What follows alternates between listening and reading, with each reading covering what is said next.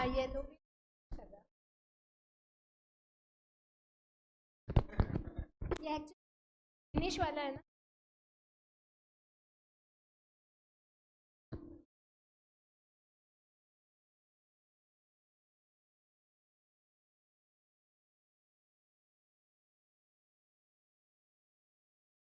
सो past perfect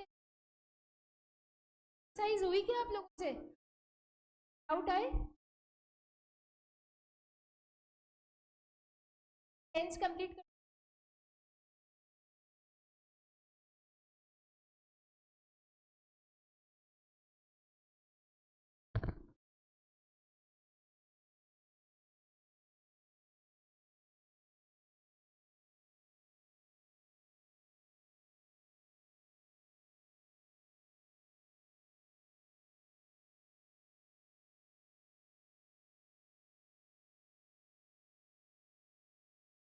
आवाज आ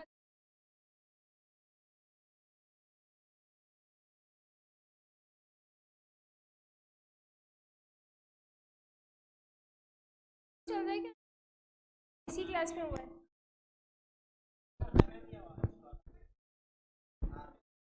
ऐसा क्यों?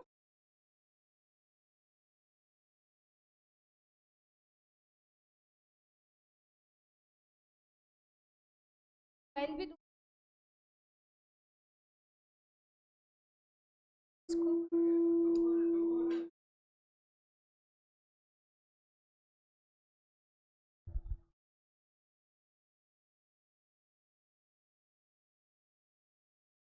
उसको ऐसे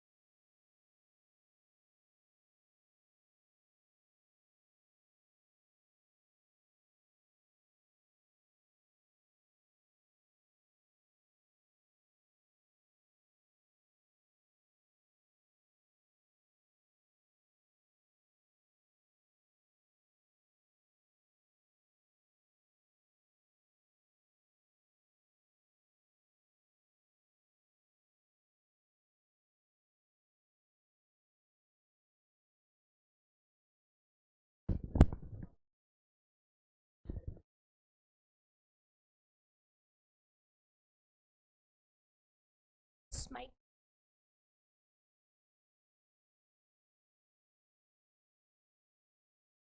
आज तो आ रही थी तो अपना अलग धुन में।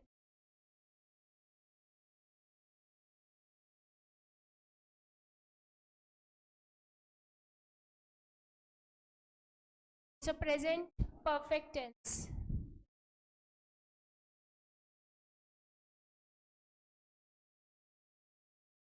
पास्ट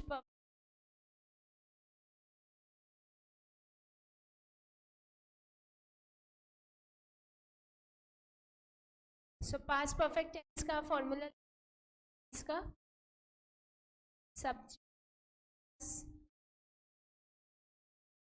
प्लस सबसे आसान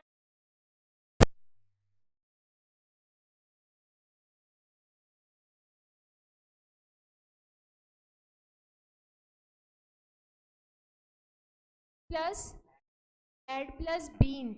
आपको सिंपल करना। So subject plus been plus plus past perfect tense था। परफेक्ट कंटिन्यूअस के तीनों के रूल्स लिखवा दिए थे।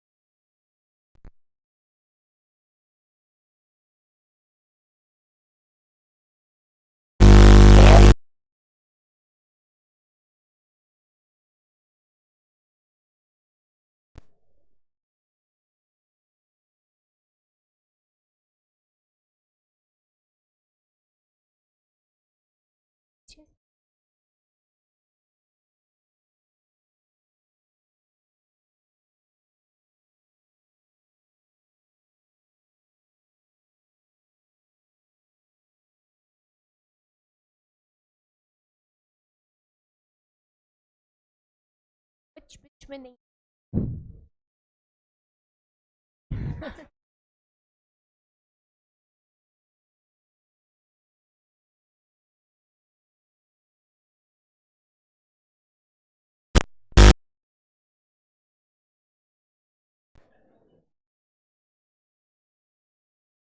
तो लगाना था बस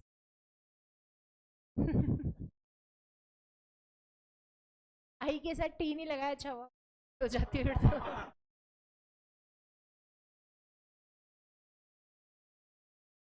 कृतिका शर्मा।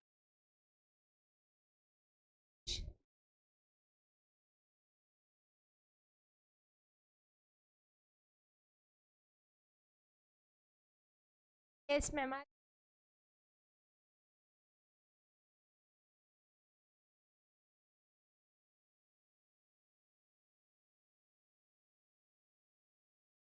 रिकॉर्ड नहीं हो रही, रिकॉर्ड नहीं होगी।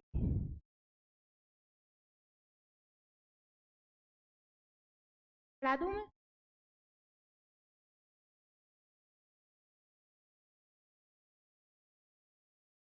चलो आ जाओ। Subject plus shall plus be plus third plus will shall plus be plus verb. So they will watch a movie. A movie be watched by them. Example, will watch a movie.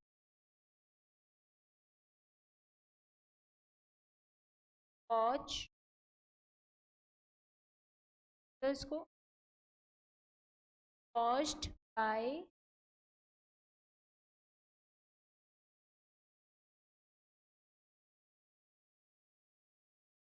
से what? Time और place related information last में नहीं, by them tonight last में. Time related information, place related information will always in the.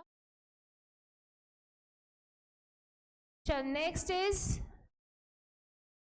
future continuous tense.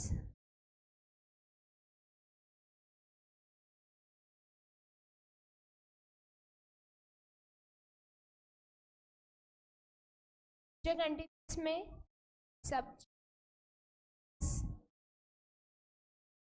shall plus be plus form plus g. ये आपका fifth tense है। तो ING तो लगाते ही अपन, be going will, इसका एग्जाम्पल हो जाएगा बी वॉचिंग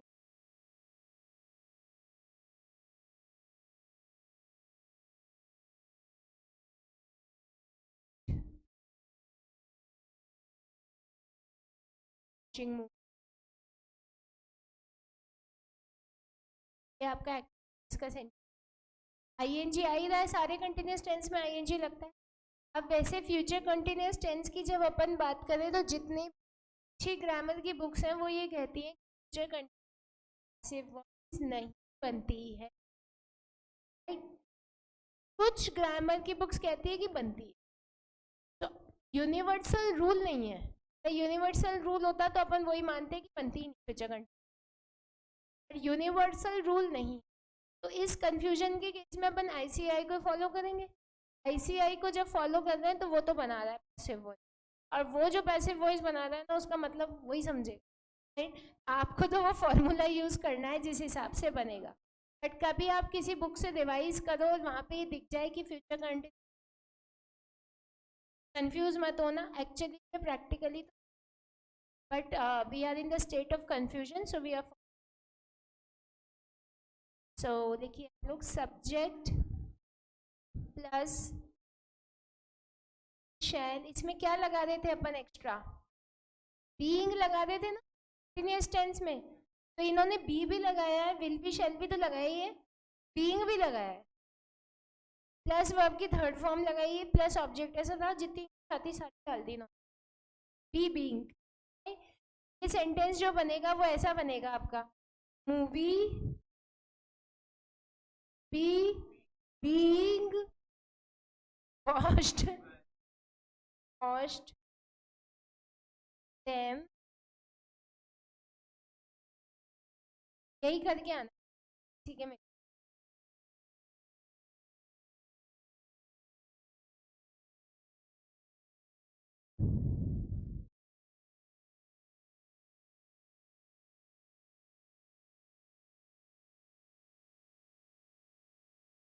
लोग आए थे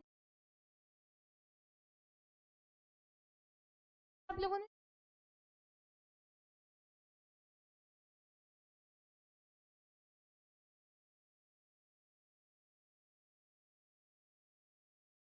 समझ रहे?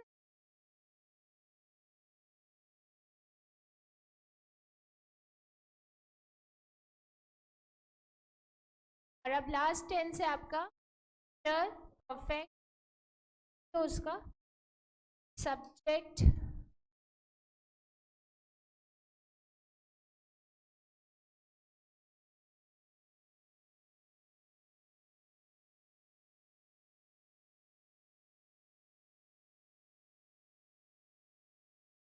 सब्जेक्ट प्लस विल प्लस,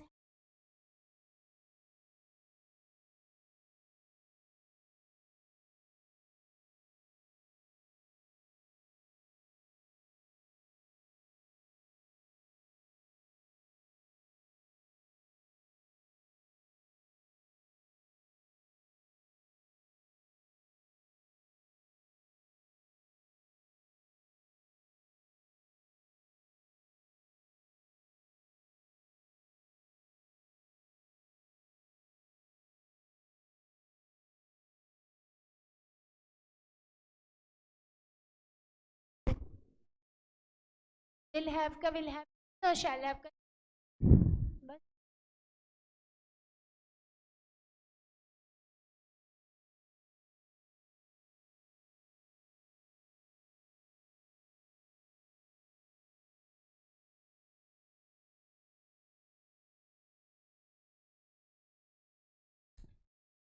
लोगों ने सबने तो थे अपने टेंस के रूल्स सारे, टेंस के भी कुछ स्पेसिफिक रूल्स होते हैं जो समझे, ऑफ मॉडल्स, ऑफ मॉडल्स तक ही मेरे पास एक बार तक का मैसेज आता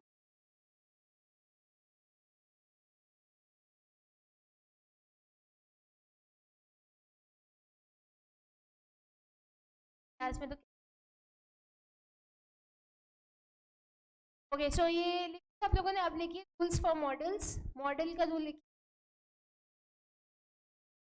सब्जेक्ट मॉडल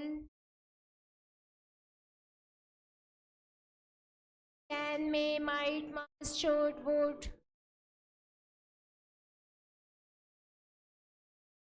इसका है प्लस मॉडल चेंज, इसमें कैन का कुड करेंगे, कैन ही रहने देंगे, कुड करेंगे नहीं करेंगे, तो डायरेक्ट इनडायरेक्ट स्पीच में करते हैं, जो कैन का गुड मे का माइट इसमें नहीं करना, वो डायरेक्ट इनडायरेक्ट में करते हैं, याद रखना है। तो इसमें मॉडल सेम ही रहेगा आपका, बस बी और वर्ब की थर्ड फॉर्म तो अपन लगा, एग्जाम्पल इसका, they can lift a box, they can lift box, ऐसे वॉइस में करो इसको, a box can be lift bye,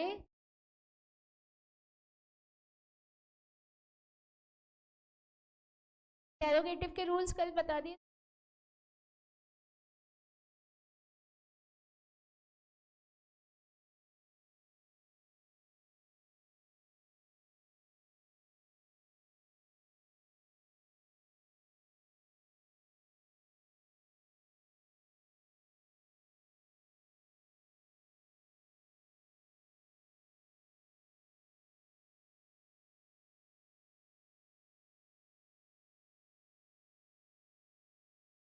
आप लोग बुक खोलो, टेंस के रूल्स अपने हो गए, इंटेरोगेटिव अपन कर चुके थे, जो बचे रूल है वो बुक के नंबर 2.21 के रूल्स खत्म हो।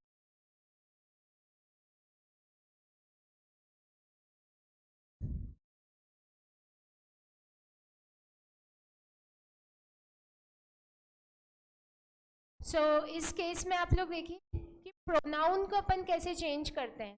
जैसे आप लोगों को याद है, उसको नहीं पता उनके लिए, आई को किस में कर देंगे, मी, ही का क्या हो जाएगा, हिम, शी का, यू का यू ही रहने देते हैं, दे का इट ही रहने देंगे, फिर उसके बाद वी का, हु का, हुम, बाय हुम से स्टार्ट करते हैं, जो आपको बता, ये था आपका प्रोनाउन का रूल, इसको टिक दो अपनी बुक। इंटेरोगेटिव का आपको कल बताइए। नेक्स्ट अब आप आ जाइए इंपेरेटिव सेंटेंसेस पे, रूल है आपका एक्टिव का।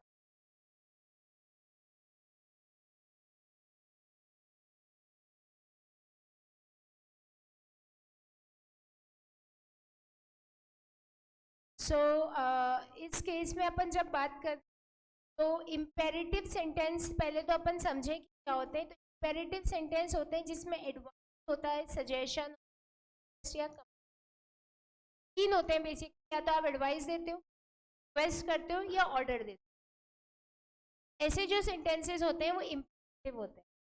इम्पेरेटिव में अलग अलग रूल चलते हैं, ऑर्डर वाले का ये, रिक्वेस्ट वाले का रूल ये है, एडवाइस वाले का रूल ये। तो अपन अलग अलग रूल याद नहीं करते, इम्पेरेटिव सेंटेंस का एक कॉमन रूल चलता है, उस कॉमन रूल को अपन पढ़ेंगे। वो कॉमन रूल है आपका, लिखो आप लोग पहले, are state, order, suggested,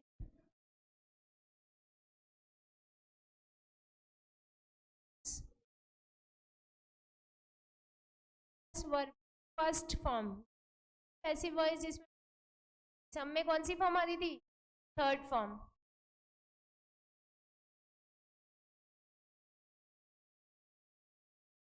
rule है पैसिव वॉइस का जो आपका तीनों में चल जाएगा। रिक्वेस्ट हो तो रिक्वेस्टेड, ऑर्डर है तो ऑर्डर्ड, और तो सजेस्टेड।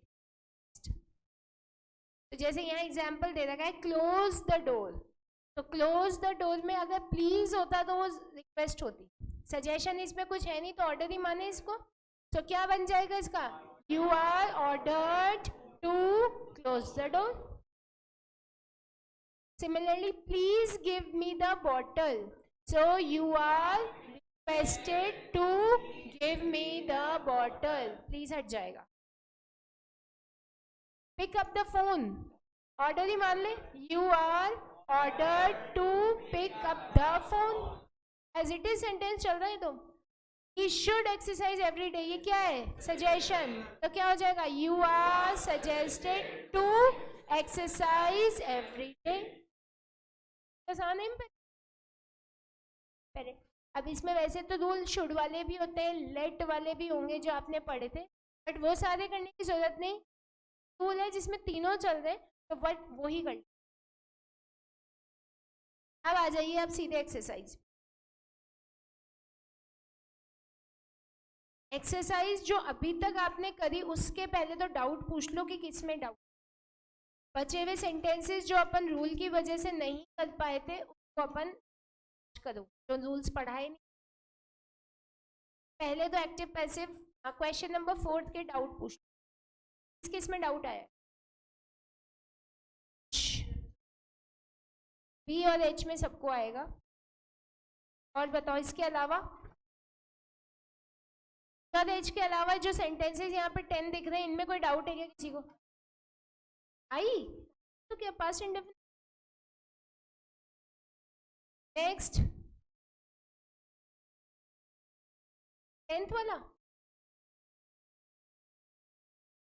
एल, तो यहाँ तक के बताओ, ए टू जे बताओ, जो स्क्रीन पे दिख रहे हैं ए टू जे, उसमें ये 3 सेंटेंसेस में डाउट है, बाकी आगे समझ में करे। किसने ईमानदारी से बताओ करें? नहीं करोगे नहीं। सिर्फ और सिर्फ प्रैक्टिस बेस्ड चीज है। बैठ के आप सोचो कि रूल्स याद कर लो और उससे कर लोगे नहीं। प्रैक्टिस करके रूल्स भी याद हो जाएंगे, रूल्स को अलग से रटने की जरूरत ही नहीं। चलो तो अब ये जो बी और एच वाला सेंटेंस है इसका रूल ही अलग है। इसका रूल अभी तक अपन ने पढ़ा नहीं है। इसको समझो, कोई समझ बता सकता है इसका पैसिव वॉइस कैसे बनेगी और क्यों बनेगी? रीजन के साथ में। रीजन चाहिए, तो पीछे दे रखा है, आंसर तो सब बता। तो जो भी पैसिव वॉइस बनी वो क्यों बनी, किस रूल के अकॉर्डिंग बनी? डिडंट वाले रूल। अब पढ़िए ना, टू वाली जो होती है। तो आप समझो इसको। ये जो सेंटेंस है इसमें आपके साथ जो दिक्कत आ रही है वो ये आ रही है कि इसमें दो मेन वर्ब दे रखी। गोइंग भी मेन वर्ब है और वॉच भी मेन वर्ब है। अपन ने भी पढ़ा मेन वर्ब को थर्ड फॉर्म में डालना है। गोइंग का गॉन करें कि वॉच का वॉच्ड करें, इस हिसाब से करें रूल के हिसाब से। तो जब भी आपके सेंटेंस में ऐसे दो वर्ब दे रखी हो तो हमेशा एक वर्ब आपकी इंफिनिटिव वर्ब हो, हमेशा। तो इंफिनिटिव वर्ब का जो रूल है चेंज करने का वो ये है, एक्टिव वॉइस में आपके दे रखा होगा टू प्लस वर्ब की फर्स्ट फॉर्म। पैसिव में जब आप उसको कन्वर्ट करेंगे तो करेंगे to plus be plus verb की थर्ड फॉर्म। तो यहाँ पे इंफिनिटिव वर्ब क्या दे रखी है आपके? To washed. टू वॉश्ड को जब अपन कन्वर्ट करेंगे तो क्या हो जाएगा?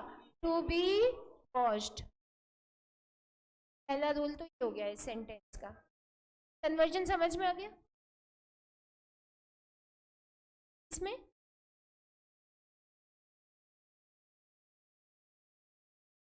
आया ये वाला कॉन्सेप्ट समझ में आपको? टू को टू बी में कन्वर्ट करना है और वर्ब की थर्ड फॉर्म लगाना है। अब जो दूसरी वर्ब है, चाहे वो आईएनजी वर्ब हो, चाहे वो फर्स्ट फॉर्म की हो, चाहे वो सेकंड फॉर्म की हो, किसी भी फॉर्म में वो दे रखी, उसको अपने को छेड़ रहने। अब अपन इस सेंटेंस को देखें तो गोइंग आईएनजी वर्ब आ रही है, कौन सा टेंस है ये? Present continuous. प्रेजेंट कंटिन्यूअस को जब अपन कन्वर्ट करते हैं तो वर्ब को थर्ड फॉर्म में डाल के बीइंग लगा देते हैं, यही पढ़ा अपन ने। तो थर्ड फॉर्म में जब डाल ही नहीं रहे, आईएनजी वर्ब को आईएनजी वर्ब ही रहने दे रहे हैं, तो बीइंग की जरूरत ही नहीं है। तो सेंटेंस कैसे बनेगा? अ मूवी से आप सेंटेंस शुरू करो, अ मूवी में इज एम आर में से क्या लग जाएगा? गोइंग को छेड़ना ही नहीं अपने को, एज इट इज रहने देना है। गोइंग, गोइंग के बाद क्या लगा दोगे? To be watched by us tonight. Time related information last में। तो ये याद कर लो, दो वर्ब होगी, एक इन्फिनेटिव होगी, इन्फिनेटिव को टू बी में कन्वर्ट करना, दूसरी वाली जैसी है वैसी ही रहने। आईएनजी वर्ब थी इसलिए अपन ने बीइंग तभी लगाते जब आईएनजी को थर्ड फॉर्म में चेंज। अंडरस्टूड? इसी के बेसिस पे आपका एच वाला सेंटेंस है सेम। देखो, the staff is required to watch a safety video every year. यहाँ भी दो वर्ब है, तो टू वॉच को कन्वर्ट करें, दूसरे को चेंज ही मत करो, जैसी है वैसी रहने दो। अ सेफ्टी वीडियो के साथ इज आएगा क्योंकि सिंगुलर है, is required to be watched by the staff every year. Out. बच गया ये वाला कॉन्सेप्ट? छप गया दिमाग में? ये टेंस एक्चुअली इसमें अपन इसको प्रेजेंट कंटिन्यूअस के हिसाब से माने, इसमें इस के साथ अपन फॉर्म लगाते हैं। डेफिनेट रूल जो अपन चलाएंगे जेमार वाला कंटिन्यूअस के साथ तो लगेगा। जिरेंड और इन्फिनेटिव का कॉम्बिनेशन। लेकिन अपने को इतना कॉन्सेप्चुअल उसमें नहीं जाना, अपने को बस ये ध्यान रखना है कि अपन इज एम आर में से वर्ब चेंज करेंगे। अगर आई होता तो एम लगाते थे, प्लूरल होता तो आर लगाते। मूवी क्योंकि सिंगुलर है तो इसका इज। दूसरी जो भी वर्ब दे रखी उसको नहीं छेड़ना, टू वाली को चेंज, टू वाली वर्ब इन्फिनिटिव। Got it? एक कर लो इन सेंटेंसेस को, लास्ट में रिवाइज कर लेना।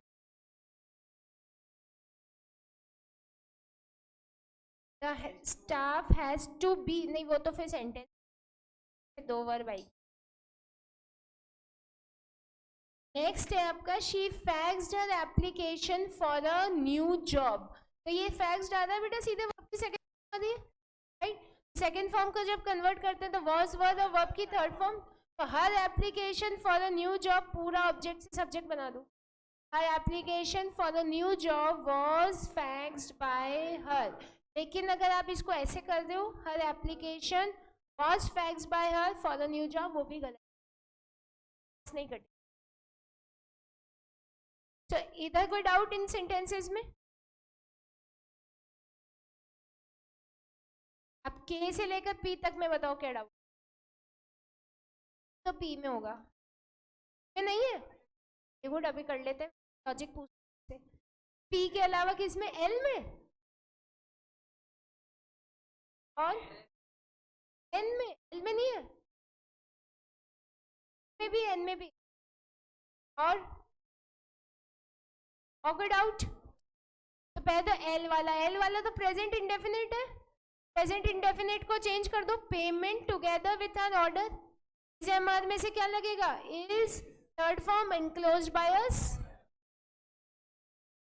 और आप खाली पेमेंट को करो तो उससे भी बना लो, payment is enclosed by us together with an order. समझ गए? एन पे आइए, एन का रूल लिखो, रूल लिखो, इसके आगे ही लिख लो, मॉडल प्लस है वर्ब।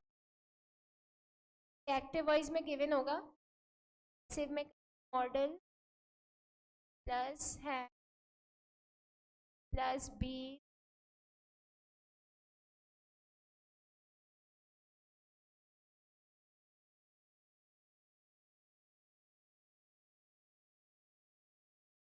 कुछ मॉडल्स होते हैं जिनके साथ हैवी लगेगा। ऐसा नहीं कि सब्जेक्ट सिंगुलर हो गया तो मॉडल के साथ हैज लगा दो, मॉडल के साथ हमेशा हैवी आता है।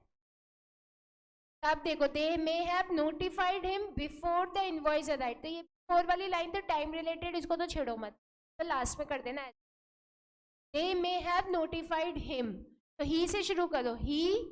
मे का मे रहने दे, हैव का हैव रहने दे, क्या लगा देंगे? Been. he may have been notified by them before the boys arrived. Got it? P में डाउट नहीं है? आंसर बताओ इसका क्या लिखा? कॉस्ट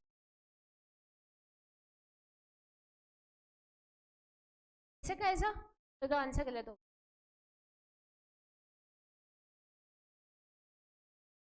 यूज या यूज्ड, वैसे ही तो चेंज क्यों किया? यूज्ड का यूज क्यों किया? यही तो समझना है, बोलने में सही लग रहा है, यही समझना है इसमें लॉजिक। ये है आपका कंडीशनल सेंटेंस। तो कंडीशनल सेंटेंस में आपके वो टू वाला कॉन्सेप्ट नहीं चलता, इसमें दो सेंटेंसेस अलग अलग चल रहे हैं। तो पहला पार्ट ऑफ द सेंटेंस हमेशा कंडीशन में मॉडल वाला होगा। इमेजिनेशन है ना, कुड शुड कुड सब चलेगा। तो इसको तो मॉडल को मॉडल के हिसाब से चेंज कर दो। अभी पढ़ा ना, कॉस्ट वुड का वुड रहने दिया, बी आया, यूज की third form reduced by us, इसको तो मॉडल के हिसाब से बदल दिया, कोई चेंज नहीं है। कोई डाउट इसमें किसी को? अब है दूसरा आपका कंडीशनल। तो कंडीशनल सेंटेंस की एक्टिव वॉइस की और पैसिव वॉइस की कैरेक्टरिस्टिक होती है, इसका रूल होता है कि इसमें दो वर्ब आएगी, दो में से एक verb past tense first form में रहेगी, चाहे एक्टिव वॉइस हो चाहे पैसिव वॉइस हो। जैसे यहाँ पे यूज आपकी फर्स्ट फॉर्म में थी और ये आपकी सेकंड फॉर्म में थी। दो में से एक वर्ब कंडीशनल में हमेशा फर्स्ट फॉर्म में रहेगी ही रहेगी, ठीक। तो अब अपन ने वुड के साथ तो थर्ड फॉर्म डाल दी, इसको तो रूल के हिसाब से चेंज कर दिया। अब जो दूसरी वर्ब बची उसको किस में डालोगे? फर्स्ट फॉर्म में। तो कंडीशनल सेंटेंस का ये रूल है, आप लिख लो इसके आगे, conditional sentence there is first form of the verb strictly. Active में भी होती है, पैसिव में भी होती है। There is first form of the verb given strictly. First form strictly.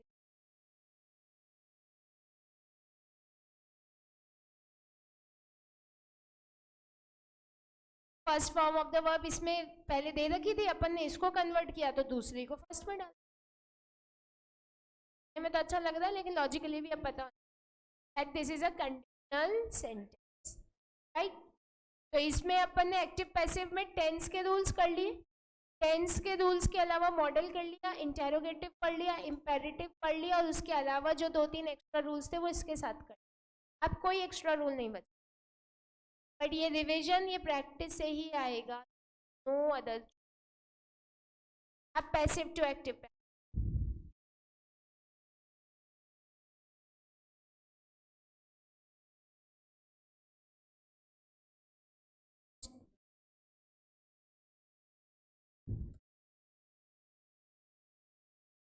has to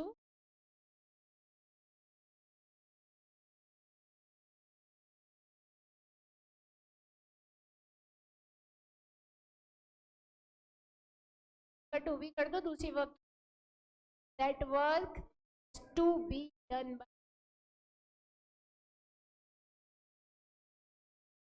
to का तो टू बी डन। वर्क का अगर कुछ प्लूरल आता तो हैज का हैव, दैट वर्क।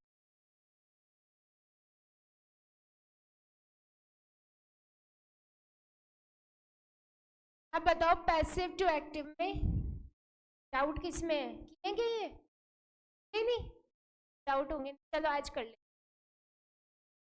कोई है जो 97 उसने किए,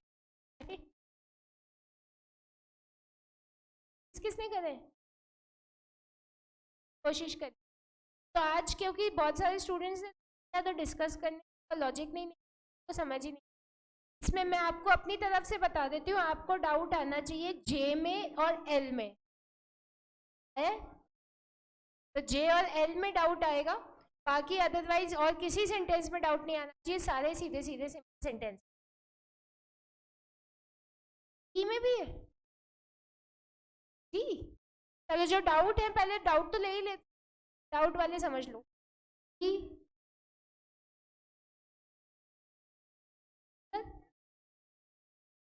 इधर क्या सेंटेंस, ठीक है। तो the new tax reform will be implemented from July by him, तो हिम करो, ऑब्जेक्ट अज्यूम करो जो कल बता, बन जाएगा। विल का विल भी कर दे, विल बी का विल कर दे, उल्टा चला दे। सो ही विल, सीधे वर्ब की first form, implement the new tax reforms from.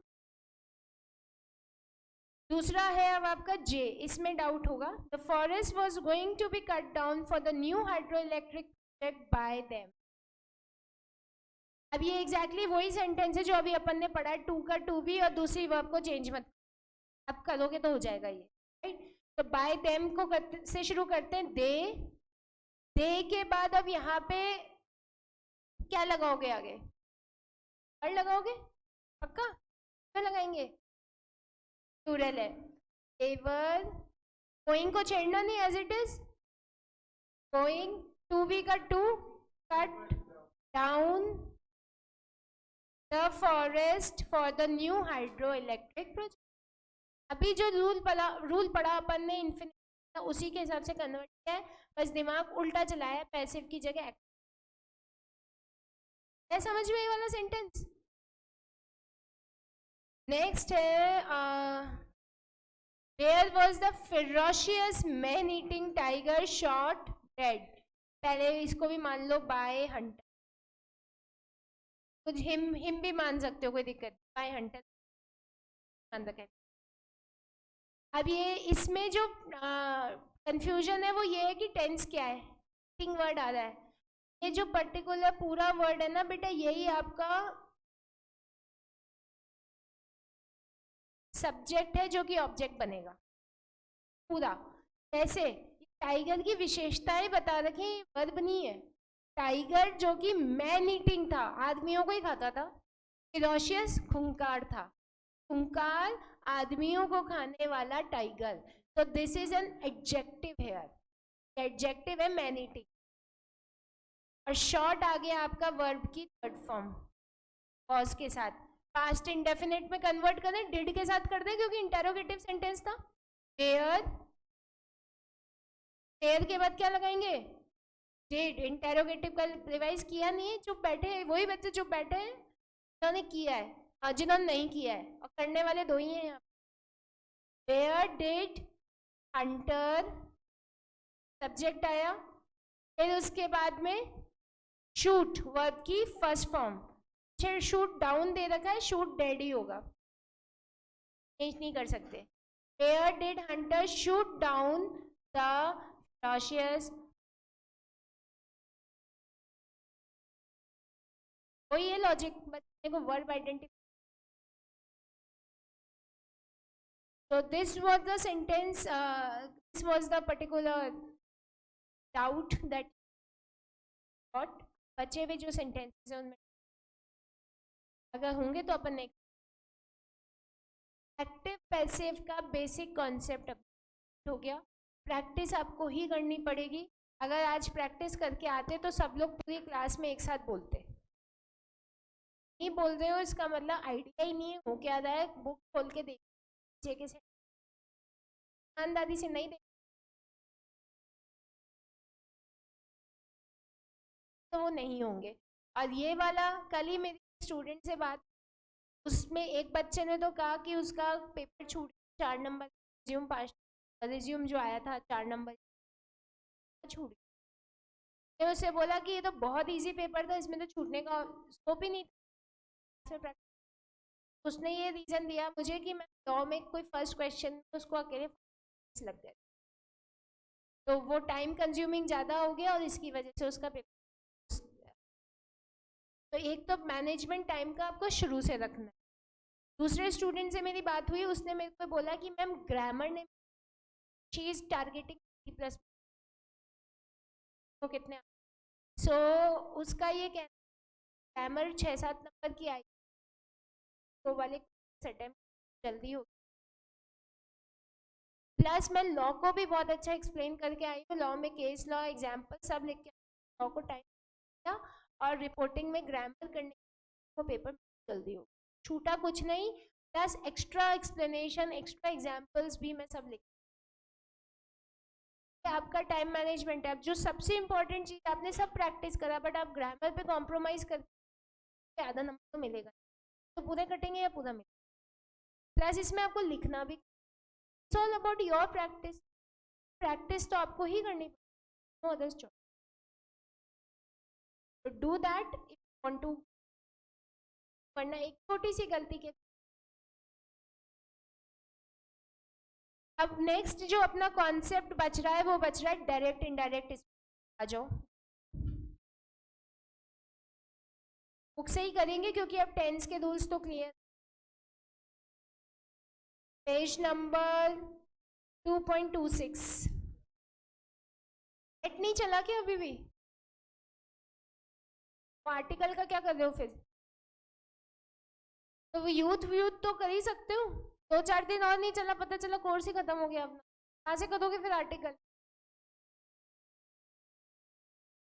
वो वाले पॉइंट्स तो इकट्ठे करो, कम से कम यूथ वाला जो लिख, ग्लोबल वार्मिंग लिख, ऐसे टॉपिक्स हैं जिस पे खुद कर सकते हो।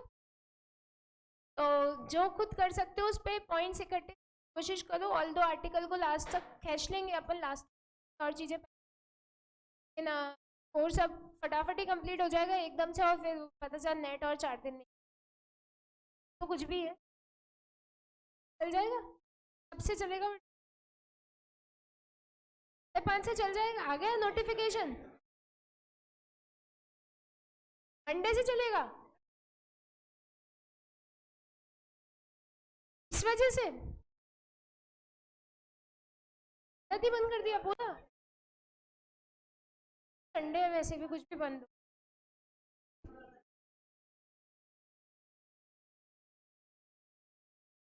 5:30 बजे आज का या मंडे का?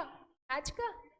मेरे तो चल रहा है नेट, मेरे को दिक्कत नहीं, आपको आर्टिकल बनाना है तो मेरे तो यहाँ भी चल रहा है, मेरे तो घर पे भी चल रहा है, तो मेरे को काम नहीं करना, काम आपको करना है। तो घर पे वाईफाई किसी के तो होगा, किस किस के ब्रॉडबैंड है, होगा तो बताएंगे नहीं। हाँ कि जिनके ब्रॉडबैंड है वो तो काम कर सकते हैं, वो लोग अपने दोस्तों की भी मदद कर सकते हैं, आर्टिकल निकाल के उनको भेज सकते हैं, पढ़ वो लेंगे, पॉइंट्स वो बना लेंगे।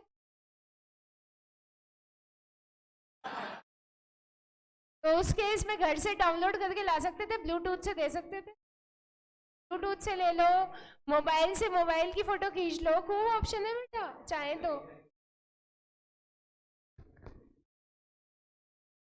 और ऑनलाइन स्टूडेंट्स तो सभी कर सकते हैं जब ऑनलाइन चल गया net.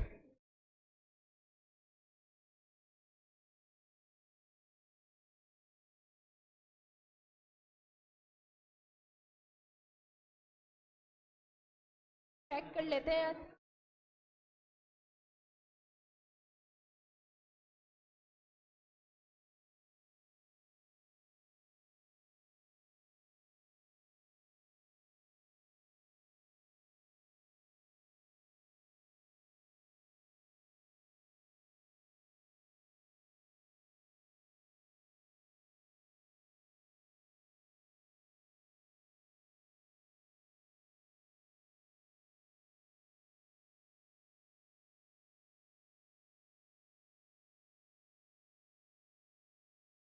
So direct indirect speech पे आ जाओ। Direct indirect page number 2.26।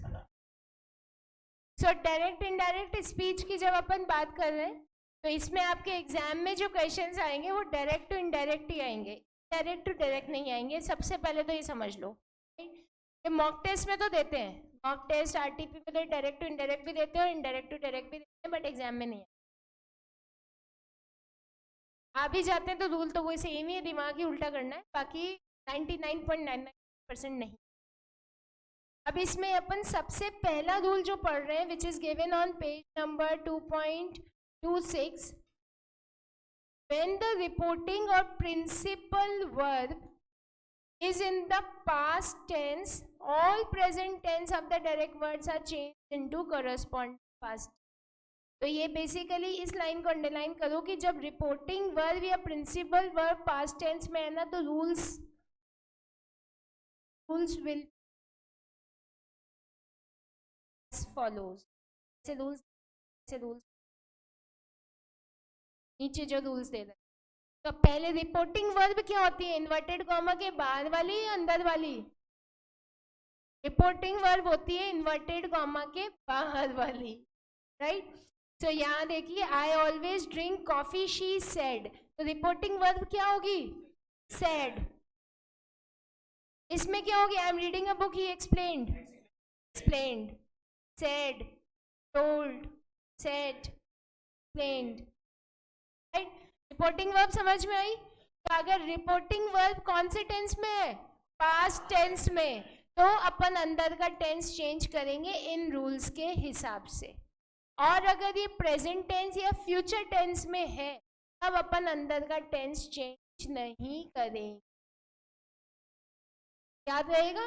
तो सबसे पहले तो बाहर वाली वर्ब देखना कि उसके वो पास्ट में है तो टेंस चेंज होगा, और अगर पास्ट में नहीं है तो टेंस, पास्ट में है तो टेंस चेंज होगा, पास्ट में नहीं है तो टेंस चेंज नहीं होगा, राइट। अब टेंस चेंज होगा कैसे, इसको समझो। आपका सिंपल प्रेजेंट टेंस किस में कन्वर्ट हो जाएगा? सिंपल पास्ट टेंस में। रूल्स गिवन है एक्टिव वॉइस के, आपके जो लिखवाए थे वही रूल्स चलेंगे। तो सिंपल, ये तो बहुत इजी रूल्स हैं। Simple present tense simple past में जाएगा, प्रेजेंट कंटिन्यूअस किस में जाएगा? Past continuous. प्रेजेंट परफेक्ट किस में जाएगा? Past perfect. Present perfect continuous, कोई दिक्कत नहीं है, तो इजी है, याद हो गए होंगे। सिंपल पास्ट का ध्यान रखेंगे, सिंपल पास्ट किस में कन्वर्ट होगा? पास्ट परफेक्ट में। ये पास्ट परफेक्ट का क्या करेंगे? कुछ नहीं करेंगे। तो सिंपल पास्ट को पास्ट परफेक्ट में डालेंगे, पास्ट परफेक्ट को कुछ नहीं करेंगे, पास्ट परफेक्ट ही रहने देंगे।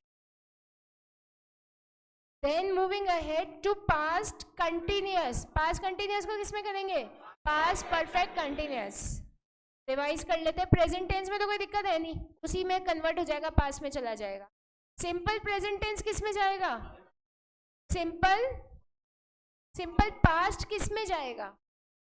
पास्ट परफेक्ट में। पास्ट परफेक्ट किस में रहेगा? Past perfect. अब past continuous will be past perfect continuous, ठीक। और नेक्स्ट रूल जो है वो है आपका विल का वुड, शैल का